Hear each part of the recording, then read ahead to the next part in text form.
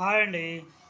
మీరు ఈ మంత్లో ఏమన్నా లైఫ్ ఇన్సూరెన్స్ పాలసీలు కానీ, హెల్త్ ఇన్సూరెన్స్ పాలసీలు కానీ, మీ బైకు, కారు ఇన్సూరెన్స్ పాలసీ కానీ, లేకపోతే మీ స్కూల్ బస్సులు అవ్వచ్చు, మీ ట్రాక్టర్లు అవ్వచ్చు, లారీలు అవ్వచ్చు, వ్యాన్లు అవ్వచ్చు, ఆటోలు అవ్వచ్చు, ఏమన్నా ఇన్సూరెన్స్ రెన్యువల్స్ ఏమైనా ఉన్నాయో చూసుకోండి.